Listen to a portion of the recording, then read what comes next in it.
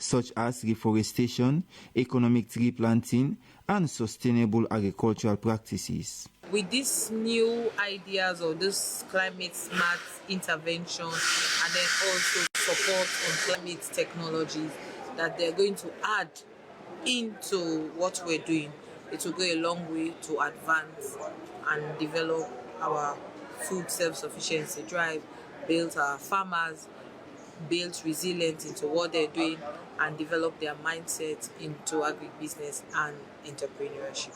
According to the senior environmental specialist at the World Bank, Dr. Ralph Bonner, the third additional financing for the FSRP project places significant emphasis on environmental sustainability within the agricultural sector. He stated that the project will promote practices such as organic farming and agroforestry with the aim of reducing pollution and limiting dependence on commercial fertilizers. We also want to be able to help communities embark on a sustainable path to development. If, for example, the agroforestry activity succeeds, then 10, 15, 20 years down the line, we'll see people growing their own timber products. We'll see people growing their own fieldwood products, instead of going into forest and depleting the meager amount of forest that we have right now. Stakeholders say the project will contribute to addressing food insecurity, habitat degradation, deforestation, and climate variability, while creating sustainable income opportunities for rural communities. SLBC News, Abdul Mansari reporting. The Executive Director of Sierra Leone Seed Certification Agency has said the partnership with the Central University would afford students of the university the opportunity to acquire knowledge in seed science and research. Dr. Robert Chakanda made the assertion during the signing of a memorandum of understanding with the Central University and the Sierra Leone Seed Certification Agency at the agency's Seed Laboratory Mile 91 to further strengthen the two institutions' partnership. Ibrahim Samora reports. The signing of the Memorandum of Understanding with the Central University Mile 91 and the Sierra Leone Seed Certification Agency was to further strengthen partnership that will leverage on research for students and create opportunity to acquire knowledge in seed science using the Sierra Leone Seed Certification Agency's Seed Laboratory in Mile 91. Founder and Chancellor of Central University Mile 91, Dr. Muxin Sise, said the signing of the MOU demonstrates the university's commitment to working closely with the Sierra Leone Seed Certification Agency to leverage on research, noting that research has shown that the agency has one of the most standardized laboratories in the sub-region with modern equipment. It's very important because students will be trained in seed science, and that is what, like I said in my opening statement, we lack the technical aspect of staffing of the persons, young people trained in seed. We don't have to go to other countries to bring seed science into Sierra Leone. We don't have to go to bring experts from other countries. We want to train our own homegrown seed specialists right here at Central University. SLESCA will provide the technical knowledge. SLESCA will provide the resources. We have the laboratory, and we have capable staff to serve as the resource persons. And the students will have the opportunity as well to do their research at the laboratory and across the country, and also to gain knowledge from whatever is going on at the seed lab. Executive Director of Sierra Leone State Certification Agency, Dr. Robert Chakanda, welcomed the initiative, noting the MOU was an opportunity to build on the capacity of the student in seed science, which is said seed is the bedrock for agriculture. He said the agency has been working with universities to have more seed scientists. It's important because Central University always look at try to implement programs that are not commonly implemented in this country. For example, we're implementing a seed science and crop improvement, which is quite not available in our educational curriculum here or system. The good news is we have the university, and they have the equipment, which is a multi-million-dollar equipment, which by information, this is the best lab in sub-region. So we think it's important for us to come together and deliver these programs that otherwise will never have been able to happen in this country. The Sierra Leone Certification Agency SEED Laboratory was built by government and commissioned by President Julius Maada Bio to undertake different seeds research and certification of high-quality seeds in the country. The event climaxed with a conducted tour to some of the facilities in the laboratory. Ibrahim Samura reports.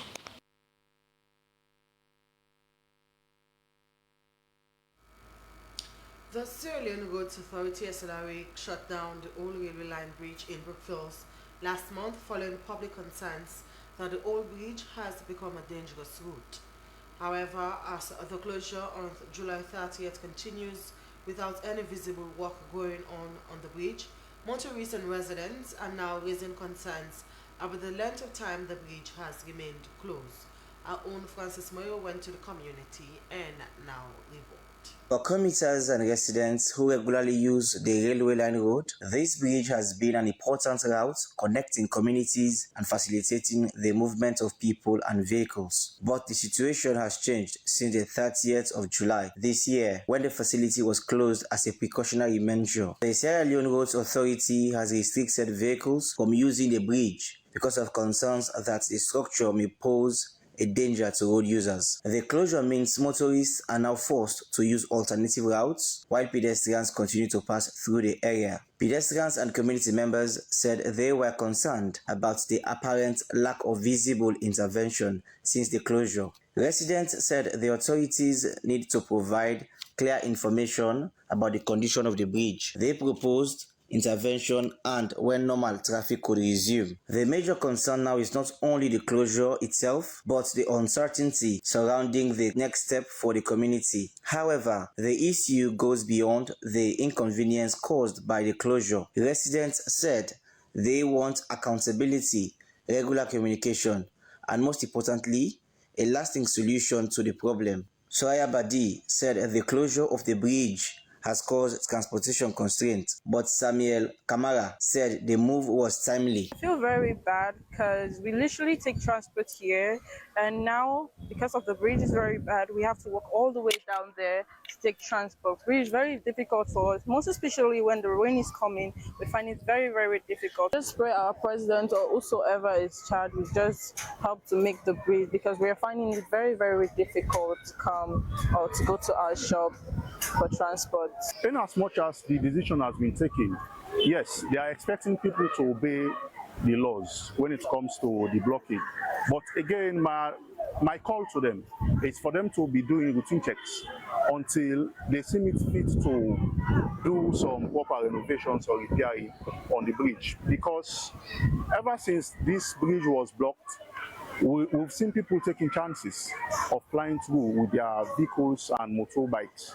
Although yes, the community people around have been, have been very much proactive in ensuring that people abide by the rules that has to do with the bridge. The chief engineer of bridges and ferries for SLRA, John Kamara, said the closure of the bridge was a necessary safety intervention. The old railway line bridge had been on our radar for quite a long time. We do inspect that bridge regularly because of its importance in our road network. And then at a certain point, we had realized that the bridge is no more safe for vehicle to ply on it, which is why it is being closed currently. It's not the concern that is being raised by people around, it's the concern that is being raised by all the experts that are monitoring the health condition of the bridge. And we've realized that the level of deterioration is quite significant, and then the deck can no longer bear additional load apart from its self-weight. The Sierra Leone Road Authority has assured the public that efforts were underway to restore the important infrastructure to a safe and serviceable condition. Motorists and pedestrians are urged to comply fully with the traffic control measures and use the designated alternative routes. For SLBC News, Francis Moewo reporting. The National Commission for Children has expressed concern over the seizure of nearly 2,000 NPSC result and from 61 schools due to delays in submitting continuous assessment scores. In a press statement issued on Thursday, the Commission stated that it was particularly dismayed at the reported negligence by the school authorities to timely submit the continuous assessment scores from the affected schools, noting that the seizure had the potential to negatively impact the right of education of the affected children. The NCC strongly condemned the action of these school authorities and called on them to strictly adhere to the grace period provided by the Ministry of Basic and Senior Secondary Education to swiftly enable the release of the result. However, the NCC commended the Ministry of Basic Education for its intervention and strongly recommended that penalties be imposed on defaulting schools. And now, away from that, some citizens in Freetown have expressed mixed reactions to the passing of the Constitutional Amendment Bill 2025, while some welcomed the move as timely and necessary. Others raised concern about its impact on governance and democracy. If they come with this system, yeah, if no, you don't feel say it creates problem to the people. Then now how? Now, for example, we get some honorable them when they say now. Why make the constituency level fine? The honorable, the people that go hold them accountable at the end of the day, because now we choose you, now this person we want, now we vote for. But now with this proportional representation, you know what, get nothing for that. Because you go take and say no more, hence in the party no more they focus. Hence you work well with the party, so the people if they want them vote for if they are the left, hence the party don't go present at the end of the day. So this they affect you. It's a kudos to the members of parliament for the review of the 1991 constitution. Of course, we know that there have been a lot of challenge in the constitution when it comes to implementation of certain laws, and those laws are taking decades for them to be reviewed. And if parliament has finally reviewed it, I will have to say a kudos to them for a job well done. As we understand, say they try for pass 50 plus 1. But as you understand, the way they want pass anything, you like for example, SLPP, then you need certain amount of people in the position plus the chiefs them. For now, not able to pass. But what I see, the opposition commander, then still the bill go on. That makes sure say the ruling party then are the one impose something. But you have impose something for benefit the whole country. All the parties they need for involved and let it go. The ruling government then go on for the benefit of it. They are not for the benefit of the people. Anybody so far, like the minister of the one that are representing their parliament and then submitted amendment of constitution. The one thing that they take on the law, let them amend something where they affect the country. Let them bring law where they say the election as is the but we not too focused on that. They say that now. They don't do something where it's like it affects all man. Those are the views of citizens on the Constitutional Amendment Bill 2025.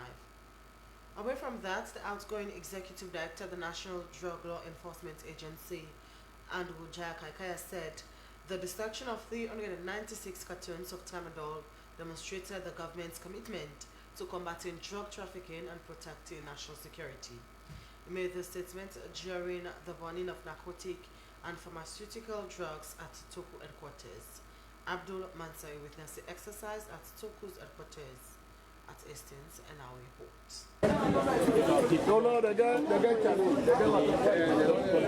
The burning exercise of 396 cartons of tramadol and pharmaceutical drugs, including 20 cartons of Poxa tablets, was the fourth time this year. The National Drug Law Enforcement Agency, the Sierra Leone Police, ONS, and Transnational Organized Crime Unit, Toku, have taken such move to destroy illegal and harmful substances. The head of Toku, Chief Superintendent of Police, Michael Laga, described the exercise as an important demonstration of transparency and accountability in the handling of destruction of confiscated narcotics. He said the coordinated operation reflects the government's determination to disrupt criminal networks involved in the trafficking of illicit drugs and other forms of transnational organized crime.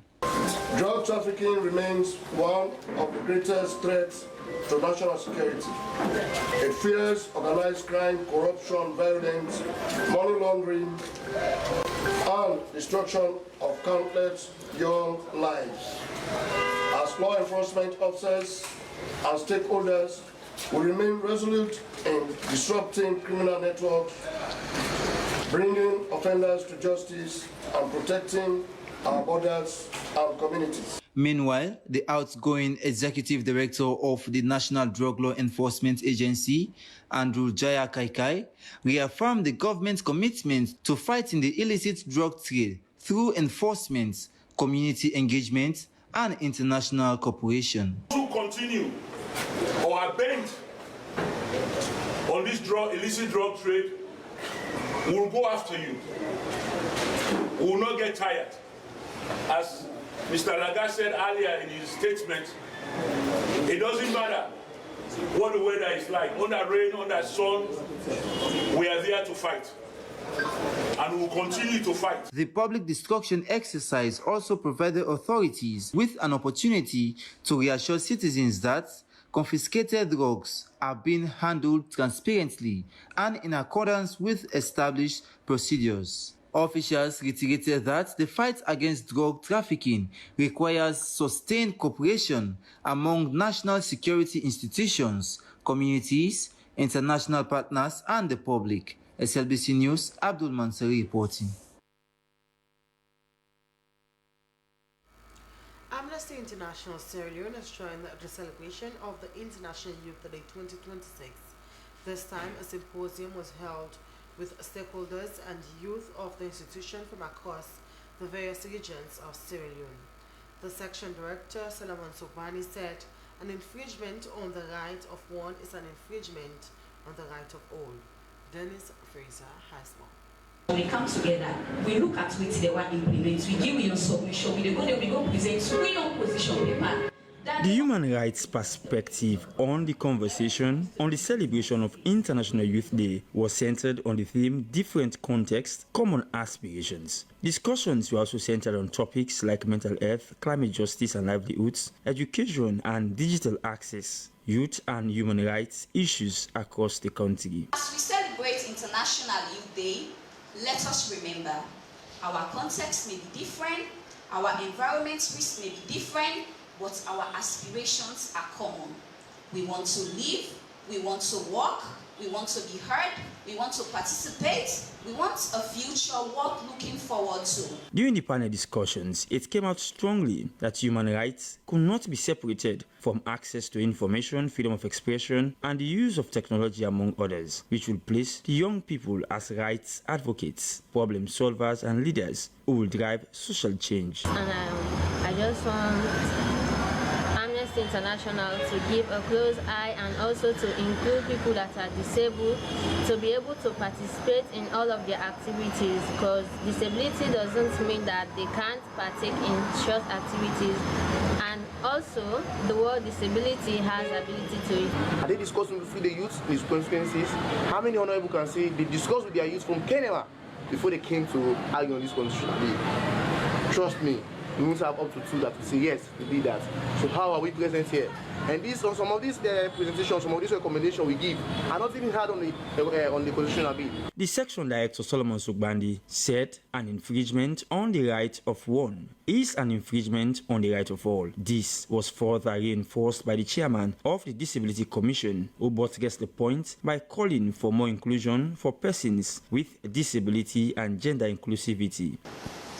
Young people should lead efforts to build inclusive societies where women, girls, persons with disability, ethnic minority, migrants, refugees, LGBTQI plus communities are treated with dignity and respect. Can a young person in Kabbalah, Kailan, Kono, Pujo, Moyamba, or Buloko access the same opportunity as a young person in Freetown? This is where geography becomes an issue of equality. A judicial future cannot be built around assumption that every young person lives in an urban center with electricity. Other speakers stressed the need for young people to identify and pursue human rights and dignity and call for collaborative actions in protecting the environment. SLBC, Dennis Fraser reporting.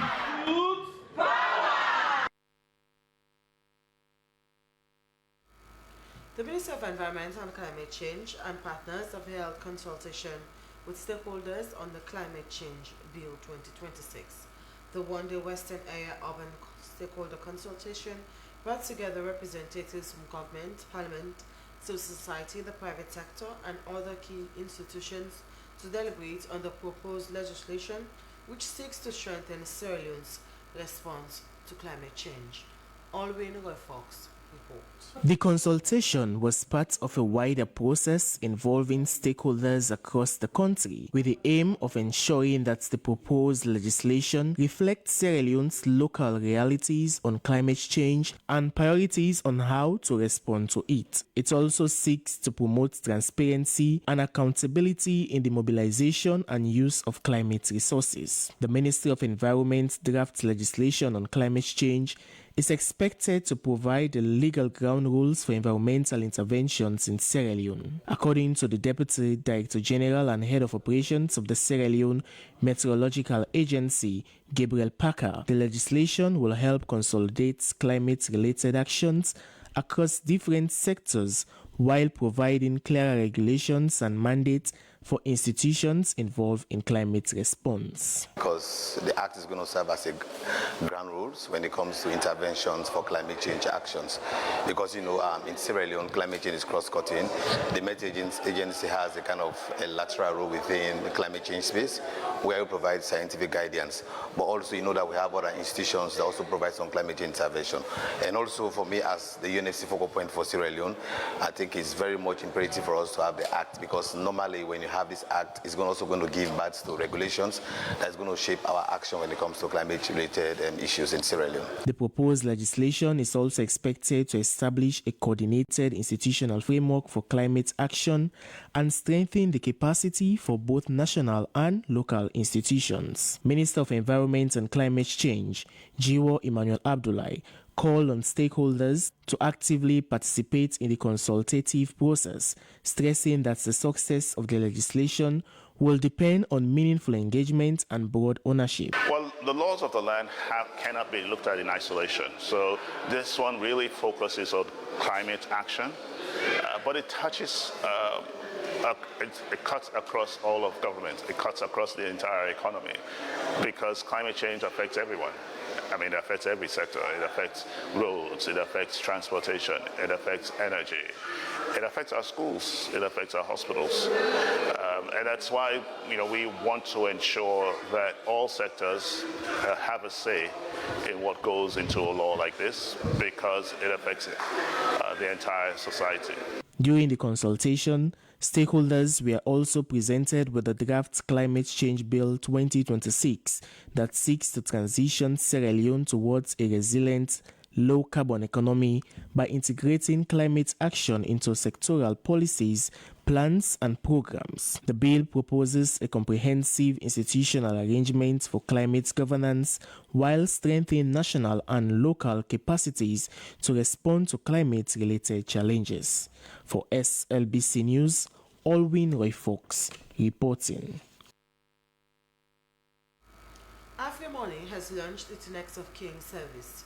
The initiative is aimed at helping customers to protect and facilitate access to information about their mobile money accounts in the event of death or incapacitation.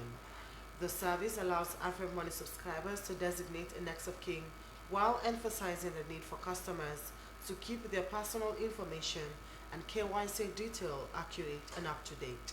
Esther Nene Kamara tells us more. The Next of Kin service is designed to provide a clear process for dealing with customers' mobile money accounts when they are deceased or unable to access their wallets due to incapacitation.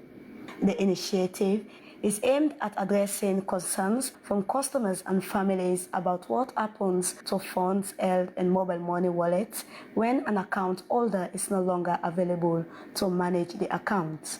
According to the CEO of AfriMoney, Matheson Obeng Age, the service operates within the regulatory framework of the central bank and forms part of customers' account information. He encouraged customers to ensure that their mobile money wallets are registered with their correct personal information, including their name, date of birth, and address before designating a next of kin.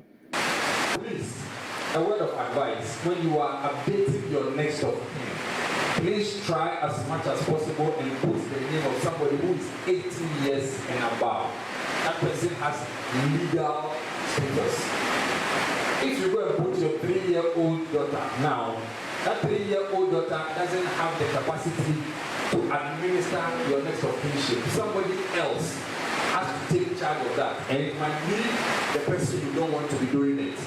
The CEO clarified that being listed as a next of kin does not automatically make a person entitled to withdraw or receive the funds in the deceased customer's wallet. He further emphasized that customers have the opportunity to change their nominated next of kin whenever their circumstances change. The next of kin doesn't mean that whatever money is on the wallet, we are going to carry it and give to the person immediately the person shows up. Say, hey, me mommy na auntie Nancy, me na next of kin, so can you give me the money on the wallet? It doesn't work like that. There have to be adequate proof of either death or incapacity. So you have to be incapacitated for us to be able to hand that money over. AfriMoney is also warning customers against allowing relatives or other individuals to register mobile money accounts using their personal details. It therefore called on customers to update their KYC information and nominate a next of kin, stressing that proper planning could help families navigate financial matters more easily in the event of death or incapacitation. For SLBC, Estanine Kamara reporting.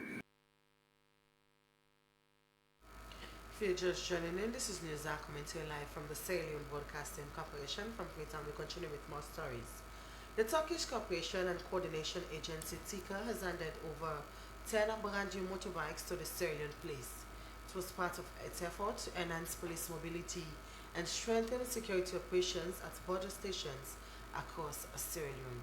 Abdul Mansari has more on this report.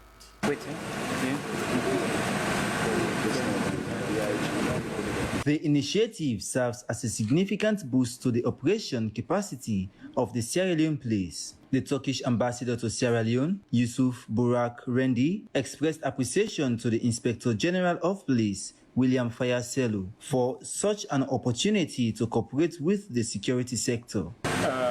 Been here with 10 motorcycles for the mobility of the Sierra Leonean police. And this is a great example of our willingness to cooperate with Sierra Leone as two equal sovereign nations between two amazing people.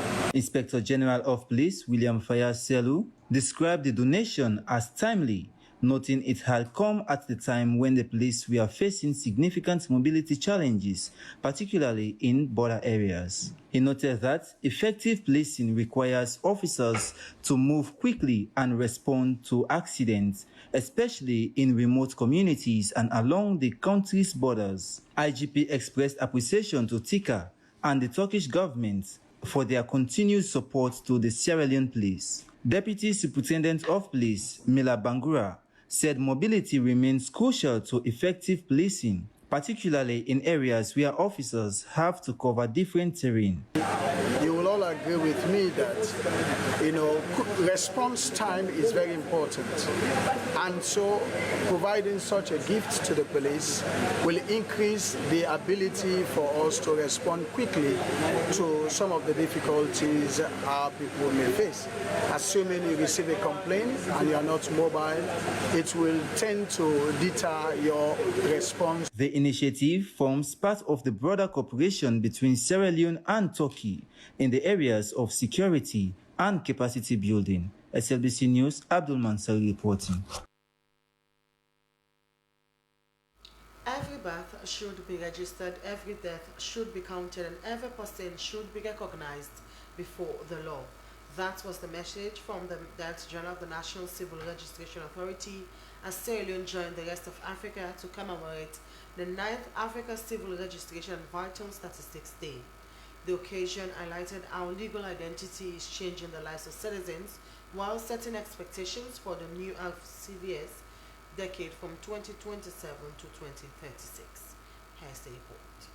For many families, registering a child's birth may appear to be simple administrative exercise, but behind every birth certificate is a child's identity, rights and access to opportunities. That is the human significance of civil registration and vital statistics as Sierra Leone commemorates Africa CRVS Day under the theme The New CRVS 2027 to 2036, consolidating the gains of API CRVS and securing the future of CRVS in Africa through integration, decentralization and digitalization. The Director General of the National Civil Registration Authority, Mohamed Massakoy, says Sierra Leone has made significant progress over the past decade, moving from fragmented registration systems towards an integrated civil registration, vital statistics and identity management system.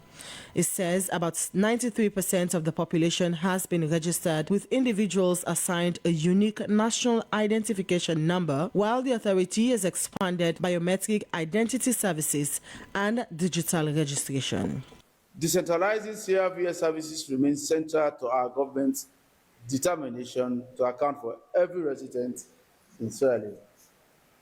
The NCRA has already established functional offices and access points across every region, district and populated communities in Sierra Leone, working alongside health facilities to deliver birth registration and other identity-related services, with plans to extend even further down to the world. The Electoral Commission for Sierra Leone and the World Bank also underscored the importance of collaboration with NCRA, noting that reliable identity information supports their work and helps strengthen systems that protect citizens. Both institutions pledge continued support to ensure the process advances smoothly.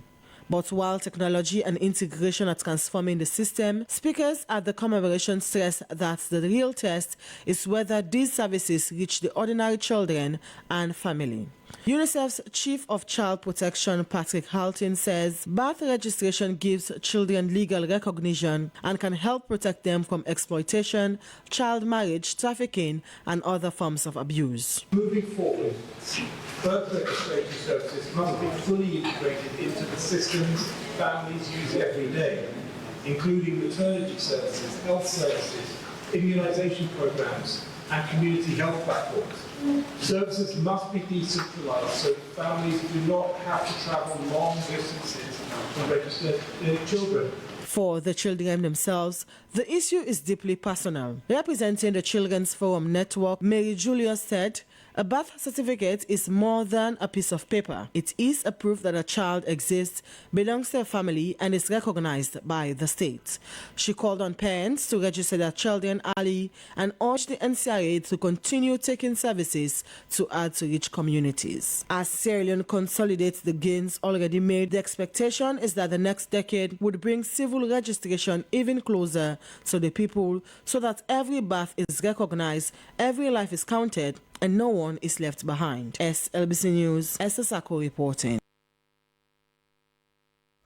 Stakeholders implementing the Sierra Leone Guinean Forest Child Project are being urged to strengthen coordination, collaboration, and integrated programming to ensure the effective management and conservation of Sierra Leone's critical forest landscapes.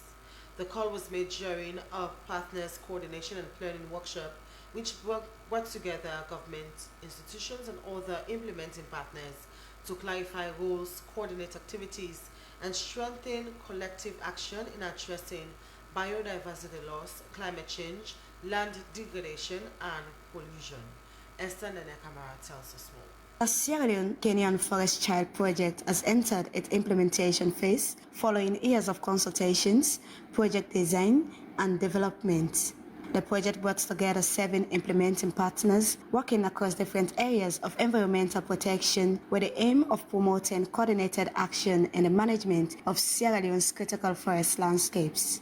Chief Director EPA, Chaku Makane, said the successful implementation will require deliberate and continuous communication and collaboration at both national and regional levels. He acknowledged that partners may have different perspectives during implementation, but emphasized that the common objectives should remain the protection of the environment, conservation of biodiversities, and improvement of the well-being of communities that depend on these landscapes. Here, specifically for the child project,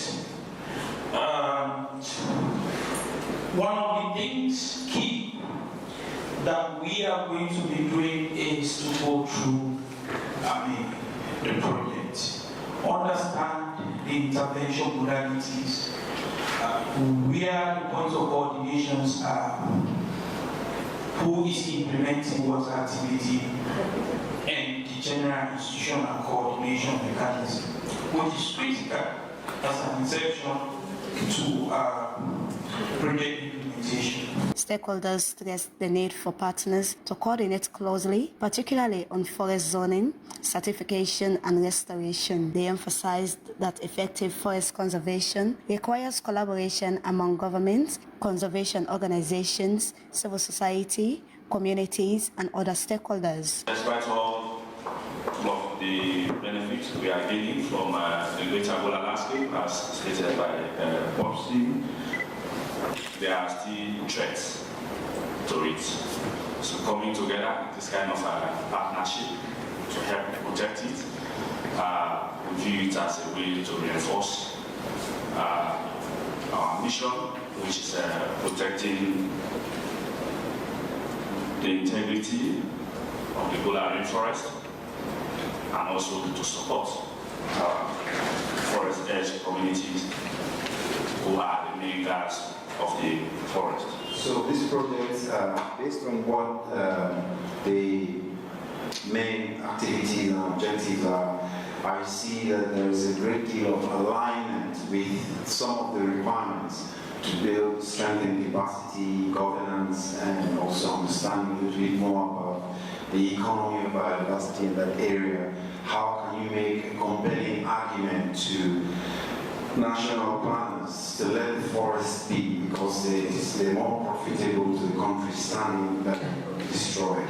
And there's a lot of other things that this project creates possibilities for. The project is therefore designed around an integrated programming approach, encouraging government institutions, civil society organizations, and other stakeholders to work together, share information, coordinate activities, and make collective decisions. For SLBC, Estanene Kamara reporting.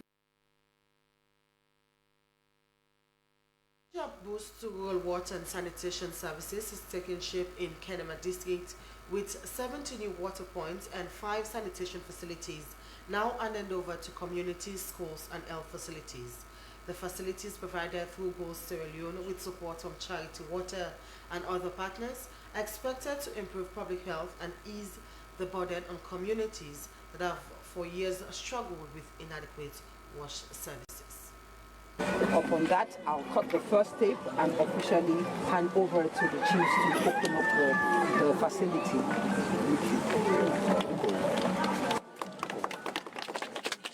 70 water points and 5 sanitation facilities have now been officially handed over to communities across Kenema district, marking another milestone in Goals Sierra Leone's Rural Wash program. The facilities include water points serving communities, schools, and health facilities, with the intervention expected to benefit thousands of people. For the people of communities in Kenema district, the solarized water points handed over is more than a ceremony.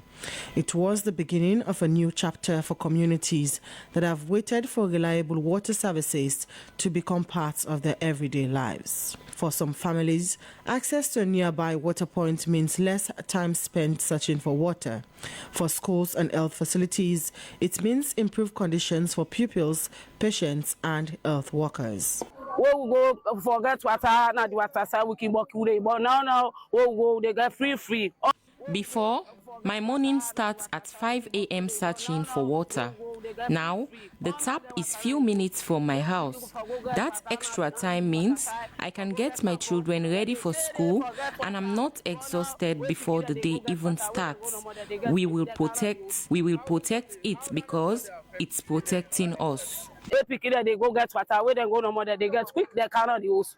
Programs Director Gold Sierra Leone Getu Dibala says since 2018, Gold Sierra Leone, with support from Charity Water, has constructed hundreds of water points across Kenema District, stating the intervention brings the number of water points constructed by Gold Sierra Leone in the district to 731, extending access to some of the district's most vulnerable communities. It also meant going beyond the water point by promoting improved sanitation through community-led total sanitation, supporting sanitation market development, and working alongside government partners to strengthen the systems that underpin the entire sector.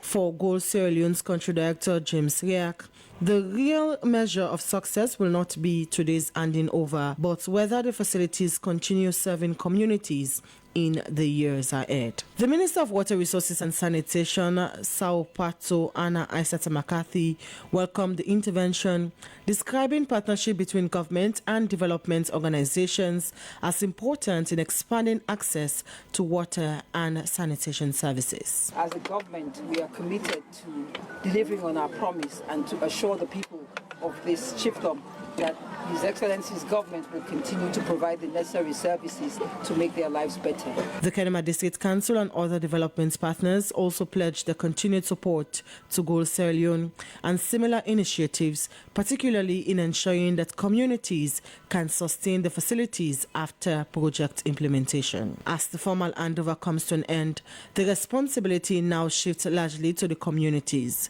protecting the water points, contributing towards maintenance, and ensuring that the facilities remain accessible will be key to preserving the gains made. SLBC News, Esther Sako reporting.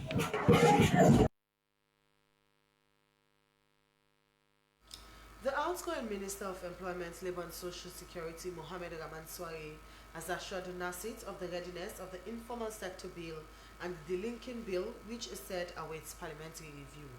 He made the assurance during the handing over of office from the outcome Director General of NASIT to the newly appointed NASIT Director General. Sulaiman Babaturi reports. I am personally gratified as I'm overwhelmed today to hand over this institution to Mr. Cherno Ejalo.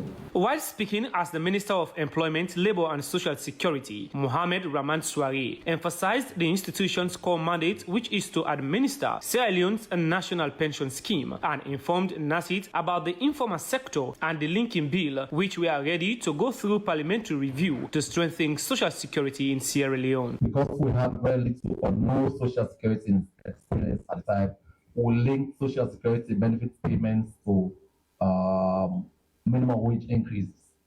Yeah, so Cabinet has officially delinked that. So that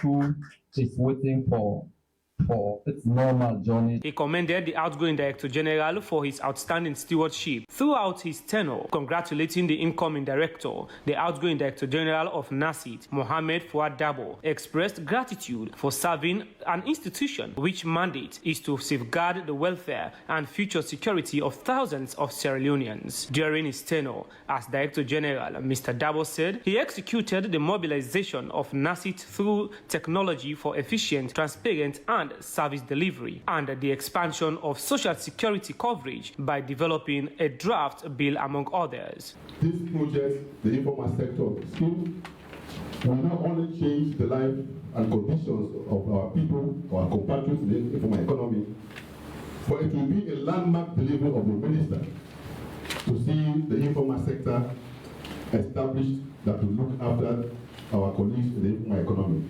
And of course, by extension, a big gain to this government. The new NASIT Director General, Cherno Ejalo, pledged transparency, accountability, sound corporate governance, and strategic leadership. NASIT is entrusted with something extremely important, the contributions and future security of workers and pensioners in this country. Every contribution represents someone's hard work. Every pension represents someone's dignity after years of service.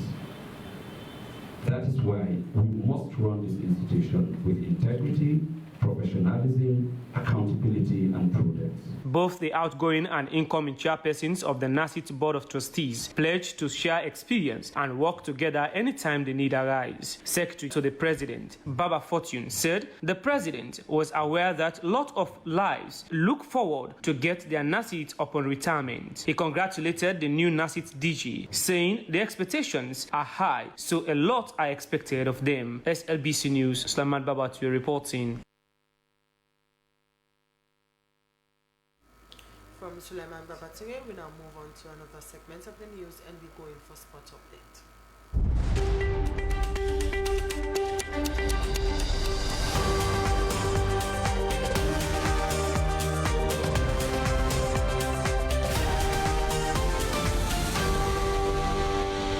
Winning feels good in sports, and more importantly, when you have a team that is equal to the task. With that, I want to welcome you to the sporting update that keeps you in the know. And by the way, my name is Abdul Kabir. Now, the U18 beach volleyball team have been crowned champions of the CAVB Under-18 African Championship Youth Cup in Senegal. It was an interesting development for Team Sierra Leone, where we saw Sulaiman Bangoura, who emerged as one of the top players in that competition. And for Sierra Leone, they are celebrating a milestone that is worthy of celebration. Kudos to Coach Dida, who has been so industrious in terms of helping these young players to meet and exceed their aspirations in the game. For Team Sierra Leone, this is just the beginning. They will be going again to Senegal for the Youth Olympic Games later this year, and that will give them an upper hand to compete against some of the finest teams around the world. And now to another development, the Community Shield will take center stage on Sunday between Arsenal and Manchester City. Well, that will be an interesting competition as well to look forward to. But we sampled the views of fans who are passionate about English football in Sierra Leone. English Premier League is almost upon us, and what's better way to start up the English Premier League than a clash between England's biggest sides?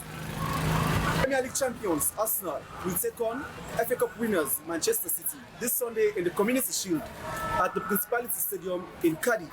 Who are the fans backing in this mouth-watering encounter? And what are their expectations towards the encounter? This is split of free sound. So get their reaction and their expectation towards this mouth-watering clash. I'm Joseph Kamara at the support Barcelona as Minty. Okay. So Arsenal they play Man City this Sunday in the Community Shield. So who do you think is for win the match? Obviously, look at Arsenal for get an edge over the game day based on one looking at the previous performance, and obviously they continue with coach Arteta, and while to see Man City they get a new coach Moesca, so like we really get for see how Moesca get for cope up with the Man City team. So but you can see Arsenal for get an edge over Man City in the final. So this man supports Liverpool. So Manchester and Arsenal they play Man City in the Community Shield this Sunday. So who do you think second for win the match? I see Arsenal for win.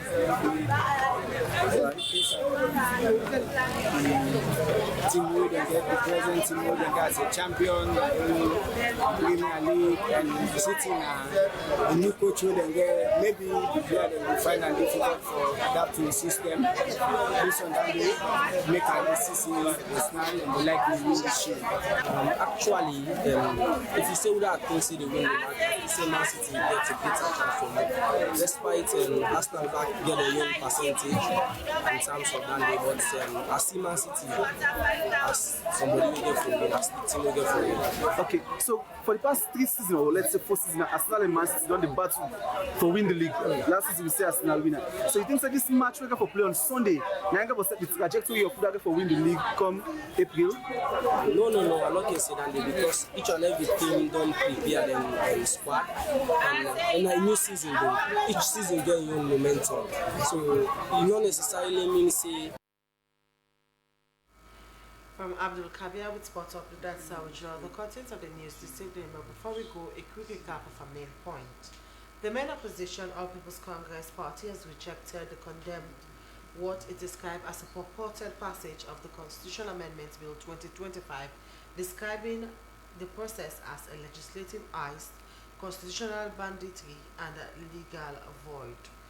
Well, the Ministry of Environment and Climate Change, in collaboration with the Ministry of Agriculture and Food Security, has launched a little over $18 million global environment facility project under the Food System Resilience Project initiative, set to address the impact of climate change, protect biodiversity, and strengthen the resilience of rural communities across Sierra Leone. And the Executive Director of Sierra Leone Seed Certification Agency has said the partnership with the Central University would afford students of the university the opportunity to acquire knowledge in seed science and research. Dr. Robert Chakanda made the assertion during the signing of a memorandum of understanding with the Central University and the Sierra Leone Seed Certification Agency. Well, that's our wrap up this edition of the news from the Sierra Leone Broadcasting Corporation. I have been your anchor, Esther Saku. Stay glued to your public service broadcaster, the SLBC, if you can. Good night.